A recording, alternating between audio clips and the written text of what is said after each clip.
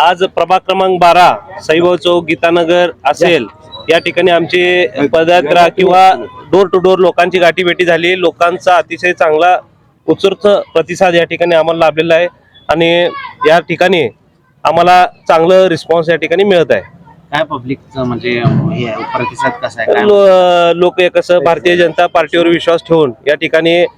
मोदी साहेबांची कामं असेल, आदरणीय आमचे देवाभाऊ असतील, फडणवीस साहेबांची कामं असतील, आमचे नवनिर्वाचित आमदार देवेंद्रदादा कोटे साहेब असतील, यांच्या माध्यमातून या ठिकाणी सोलापूर शहराला जवळपास 100 कोटीचा निधी या ठिकाणी एका वर्षाच्या आत ते आणू शकले आणि आपली पाणी पुरवठ्याची जी योजना आहे, लोकांना आज 5 दिवसाआड 6 दिवसाआड पाणी येतं, त्याच्यावर जे आपले आमदार साहेब जे काम करत आहेत त्याच्यावर विश्वास ठेवून या ठिकाणी 950 कोटी आमदार साहेबांनी या ठिकाणी मंजूर केलं आणि त्याच्यावर आता ते काम करत आहेत। भविष्यात तुम्हाला माहिती आहे 5 ते 6 महिन्यात या ठिकाणी 1 दिवसाआड किंवा रोज पाणी पुरवठा हे करायचं या ठिकाणी आमचं मानस आहे आणि